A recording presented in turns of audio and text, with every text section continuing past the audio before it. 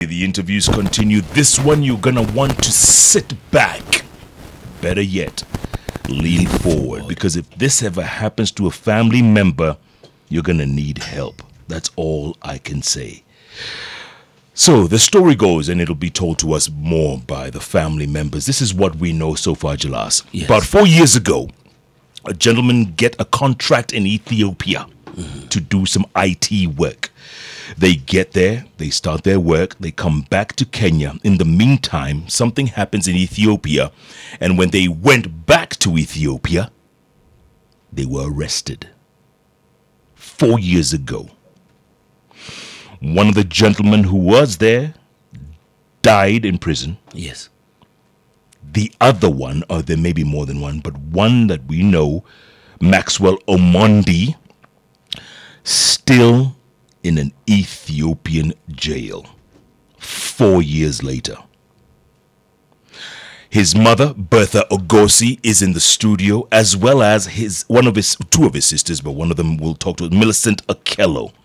They're both in the studio with us. We want to know more about this story because it's unbelievable at most that a Kenyan could be in an Ethiopian prison for 4 straight years and nothing has been done about it. He's not convicted of any crime. He hasn't done anything wrong, but he's still in prison. Is what I'm saying just about right, Bertha? Is it true what I just said? What you said is true. Explain to us more, please, because this is just, it's unbelievable. Okay, when he went to Ethiopia, for 3 months he was there, he worked, and then came back for a family reunion for 2 weeks. The second time he went back, he never came back. We waited, we didn't know where he was, we didn't hear from him, until one day the Red Cross, the International Committee of the Red Cross, they do prison visits. So when they went, they came across Maxwell and they asked if he could speak to them, and he accepted. So when, after giving his story to the ICRC, they took down his details, he gave my details, and the Red Cross message was passed to me. Was that the first time you had heard that he had been arrested and was in jail? Yeah. Yes. 3 months later. Yes. That's when we heard that he had been arrested. And what went through your mind? We didn't know what to do. We were so devastated because we never knew what he was going through. And just by good luck, the Red Cross came across him and got to pass the message to us. Then we started contacting the embassy. The embassy, they were not very helpful. So we went to the Ministry of Foreign Affairs. After the Ministry of Foreign Affairs, then we got to get the details from the embassy. They gave us their names, and I wrote emails, and they got back to me. Then after that, they gave me a date when Maxwell would be taken to court. Then we made arrangements, me and Millicent. We went to Ethiopia. But the courts take less than 5 minutes. And we were given 5 minutes to speak to him. So he just told us he's been there. They are just detained, not being told what is going on, and that the bosses, the people they were working for, disappeared. They went to the US. They left them there. Nobody's there to tell them exactly what is going on.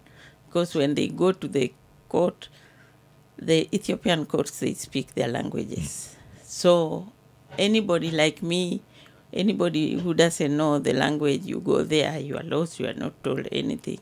Even Maxwell at that time, he didn't know, he couldn't understand the language. But every time they go to court, there's a translator. So the translator would just tell them, the court has said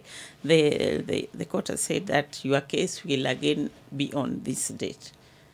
So So when they keep delaying. they keep delaying. Have they told him what he's been charged with? Before he was not told exactly what he was being charged of.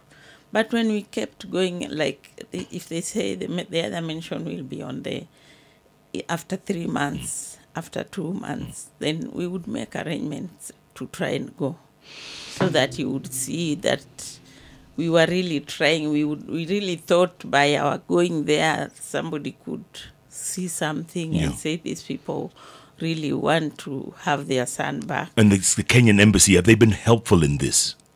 When we went to the Kenyan embassy twice. There's somebody who goes on the date that a Kenyan is appearing in court. There's a representative From the embassy? From the embassy, and it's Ethiopian. Right. So it's the only one who gets to know what they are told. And the ambassador in Ethiopia, have you spoken to him, her? No, we never got to speak to At all? The last time that I went, Yeah. which was in June last year, I got to speak to the consular. He was new. He had just been there for 2 weeks. So that time introduced, I said I wanted to see him. So I was introduced to him. Yeah. He told me I'd visited the court once because he was doing the orientation. So he had visited once, and that they were going to try their best to see how they could help us. Obviously, it's not good enough. Millicent, so you arrive in Addis Ababa, you go to the courtroom, and you see your brother for the first time in months after being in an Ethiopian jail. What was it like? It was difficult. I didn't know what to expect. First, the court was somewhere upstairs, and we were downstairs waiting, and we saw a bus coming with prisoners. We really didn't know what to expect, because it had been like a year, and we thought probably he's lost weight, he's unkept like hair or body-wise, and we were scared, and it was just hard to know what really is he going to look like. So one of the embassy members from Ethiopia, Kenyan embassy in Ethiopia, took us upstairs to the courtroom and told us, you'll have to sit here for a while and wait to see Maxwell. So we waited to see Maxwell, but heart is beating because you don't know really whom are you expecting to see. So we were told we're only giving you 5 minutes with Maxwell. And when it was like after the court session, so there's a room like this where they're seated, and we were told to get in and say hi to Max. Of course, we were very surprised because Max looked what we didn't expect. He was looking fine, very encouraged, because I think he's a strong-willed person. Yeah, and the first time we saw him, I hugged him, and I couldn't be able to talk to him. All I could do was to cry and just touch him like, Max, it's you, you know? And my mom crying. And we are all over crying and hugging him. Until when some of the members from the court, the officials, they were shedding tears. It was a painful moment. Our first time after a year. He had been arrested. We had not seen him. We didn't know where he was. And then after that, we had to be pulled away. Max had to get some moment to talk to us and told us, Millie, don't worry. I'm okay. Mom, please be strong. Don't worry. We have to wait for these people. They're a bit slow. They're not like Kenya. The way things are moving, it's very slow. Millie, 4 years later, Yes. Max is still in jail. Max is still in jail. And they keep postponing this so-called case. Even there are days we have booked flights and we bounce just because the court date, I mean, they randomly just wake up and say, we don't have a court date today. Just After like we that. have booked flight and we miss our flights just like that. Or you go and you find it's not a court day because there's no communication. We're just chancing. We were told, come on 24th of maybe June, Max will be going to the court. This is our own arrangement of how we can see Max, even at a glance. Sometimes we don't even talk to him. We're just told, there he is. And we look at Max, then we are like, thank God we've seen him. Is he okay? Has he changed in 4 years? Is he still strong or is he losing? Still strong. We are just worried that he's a human being and being in jail is And the not reason easy. I'm asking this question is because one of his colleagues who was arrested with him, Kenyan, Yeah. couldn't take it. Yeah. Yeah. Huh? Yeah. Bertha, tell me about that. It was very emotional because when I first, we got to know each other, we got to get to know each other as parents of the boys who are in Ethiopia.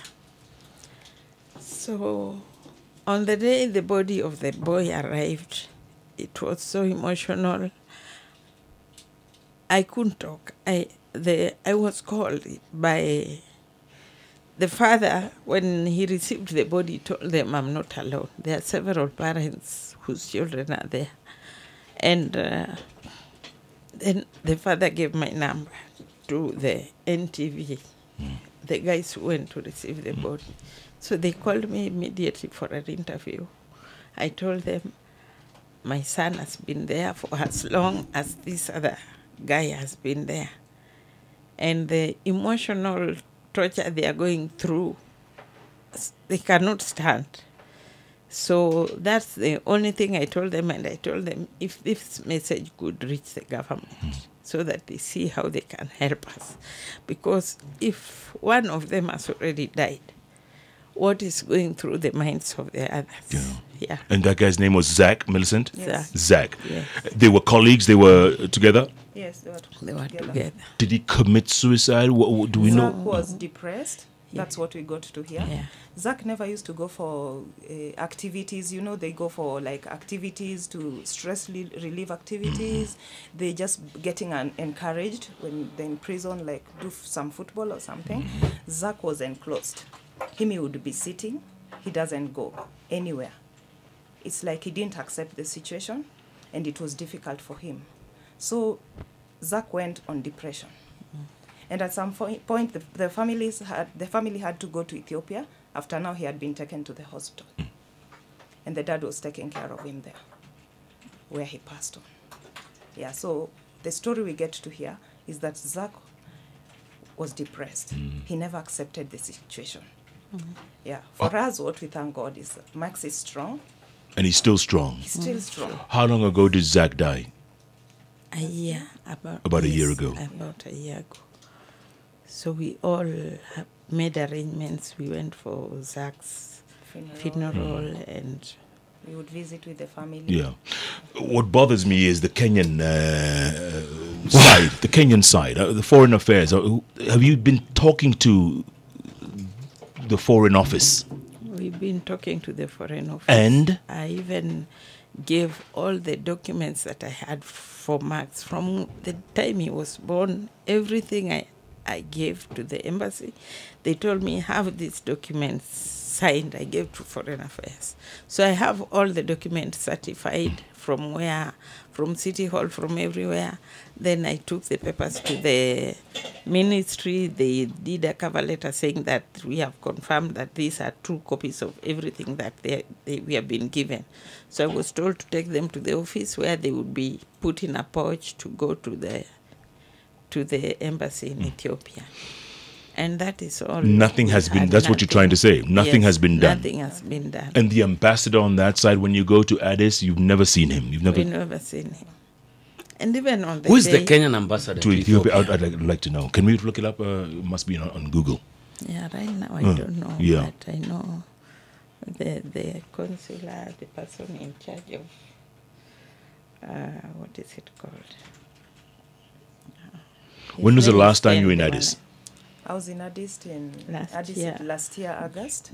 It was the last time. That's Was that the the last hearing? Yeah, that's the last hearing. And since August? We have Nothing. gone, nothing. For the past 4 years, how many times have you gone to Addis? We go like 3 times, twice a year. No, but for the last year we went like 6 times. Yes. And Because and I August was the remember last. August was the last. And The first one we went with Millicent. The second one I went alone. Then Millicent went alone. Then I went with Lillian. Yeah. Then I went alone the last Millicent went alone the last time. time. That was his last court date. Yeah. Then after that, now 5 months. Do you communicate with him in any way? no. Nothing. No. So you haven't heard from him in 5 months. In 5 months recently, I hear from him because I engaged a colleague who works with the ICRC to be visiting him. Just for like me. the Red Cross does, just like they did the first like time. the Red Mhm. Cross Okay. does, but this one is private because the Red Cross are given their visit dates for the prisons are given. They're given authority by the government. So this one is a private arrangement. So like if I see somebody going to Addis, I send money. So the guy gets to buy him whatever he needs, the necessary things, and takes to him Yeah. because he's an Ethiopian. How old is Maxwell? Maxwell is 32. 32. So he went there when he was 27, 28. Yes. Who was he working for? Oh, yeah, I know. Who was he working for? He was working for some Ethiopian who are originally Somalis. Okay. So they had a communication center. So according to Maxwell, when he got the job, he even told me, Mama, I've gotten a job in Addis. I'm going. I need to get my papers ready. I went, paid for his vaccinations, and he already had a passport. So we let him go. But the people bought the ticket for him. And Max is what? Is he a communication specialist? What does he do? He's What's an his IT guy. IT? Yes. So they were setting up what? The Computers. like- Computers. It was. I think when he went, he was told it's like a sister company, like we would say the Safaricom, and then according to them, Yeah. it was another Safaricom.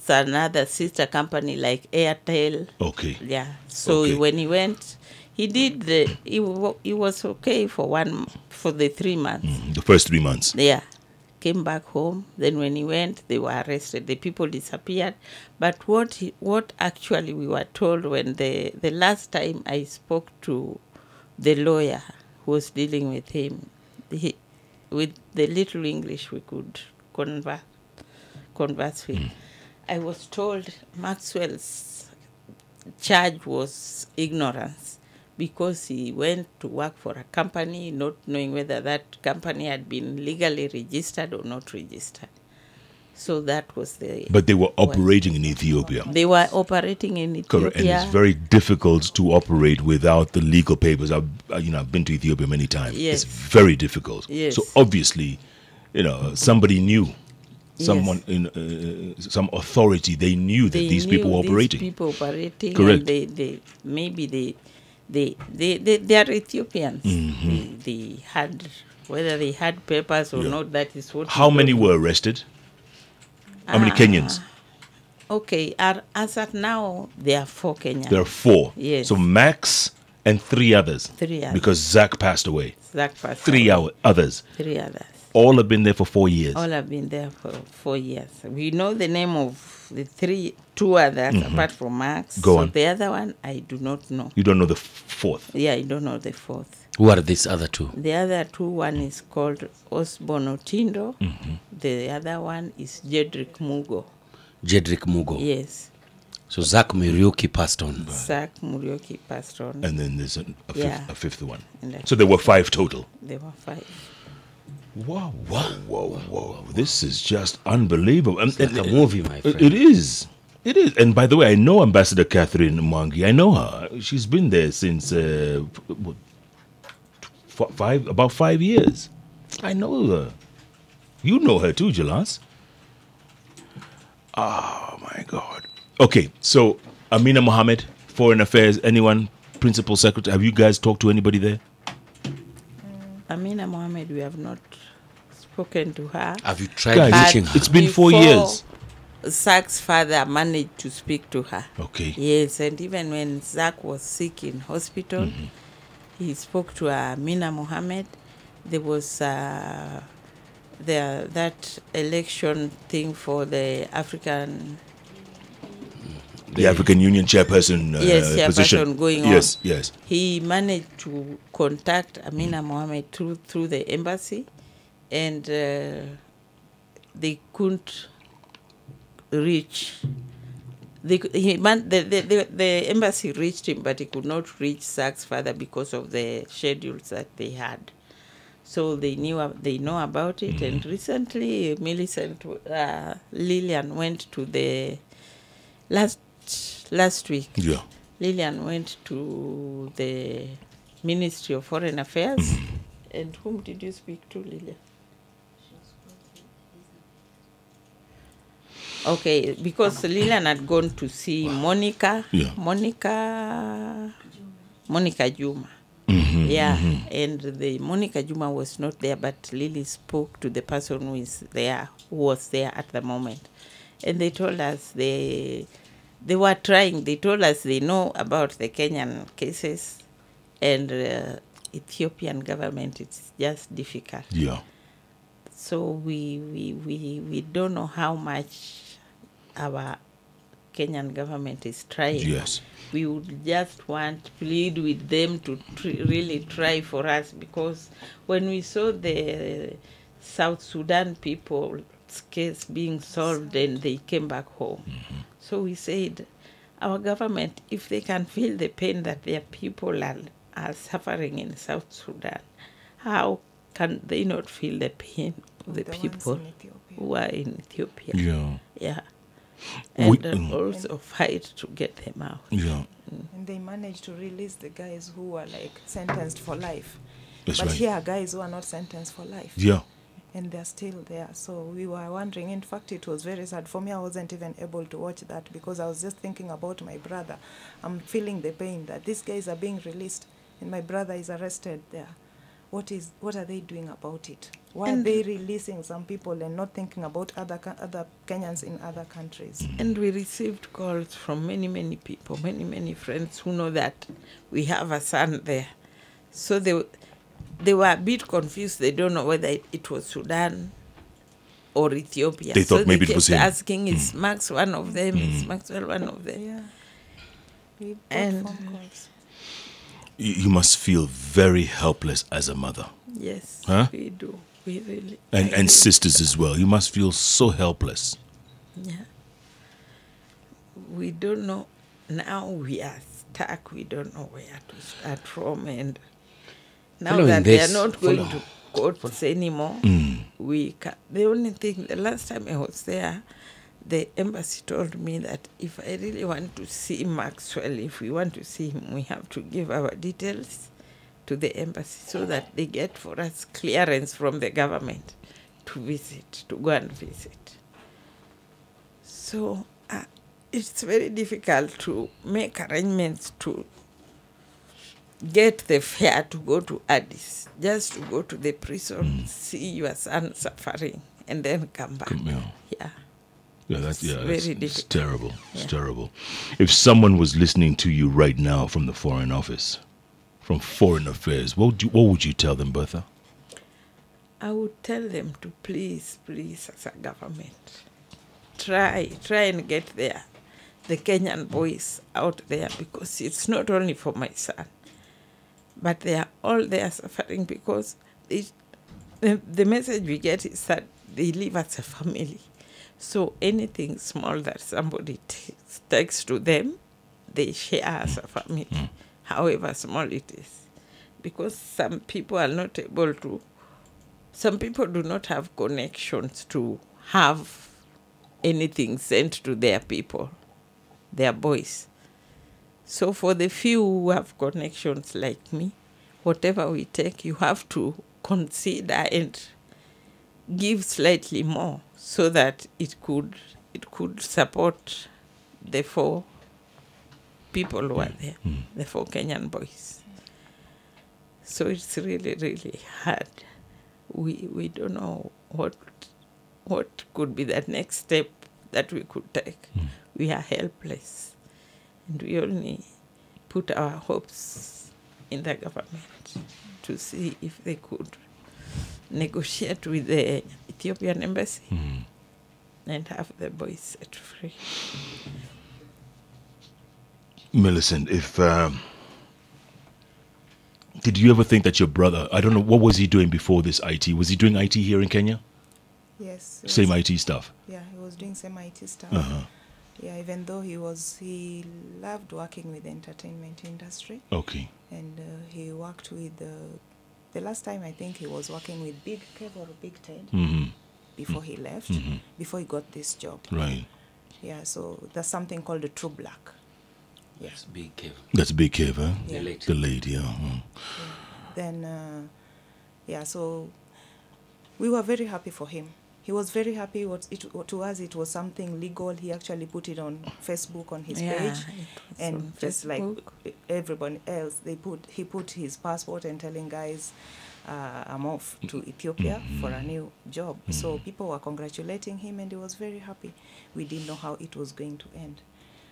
Unfortunately, that's how it ended. And when he came back, the first 3 months, he made sure that he visited me. I live in Kisumu. He came and visited me, and after seeing my mom and other relatives, then he came to Kisumu. He told me just for a day to say hi, to tell us that he was around, and he didn't want to go back without saying hi to us. So we were always looking forward for the best for him, and we had been struggling for a job anyway. Those were just like part-time doing with Big Kevin. Yeah, so whatever he got, we were very happy. We thought this is now genuine. And then after a short while, that's what happened to him. And right now, actually, we are trying to get funds. Yeah, we came up with an M-Chang account Okay. where we are trying to get 1.6 million because we were told he's now arrested for 10 years. What do you mean? He's been jailed for 10 years? Yes, now he's, no, Oh, he- sorry, yeah, he's been jailed now for 10 years. So he's been sentenced Yeah. already? After After the- Millicent left in August, Yes. then when I called the representative of the Kenyan embassy, the Ethiopian guy, I asked him when is Maxwell's next case so that we make arrangements for somebody to come. Right. So he told me, oh, I'm so sorry, ma'am. Maxwell was sentenced to 10 years, and that's it. And the now. rest of the boys as well? No, you know, No, they have the different- thing is, some of them, they've been there that long. They still don't know their fate. They don't know whether they'll be sentenced. You keep on going to the court. You keep on bouncing the dates. They tell you we'll go next month. There's no court for you. Or even 6 months, you haven't attended court. You're just in prison, in remand, which Max has been the same. Finally, he's the one we find that he's been arrested now. The rest, their cases been are still going on. Yet it's the same thing. So he's been sentenced to 10 years 10 years.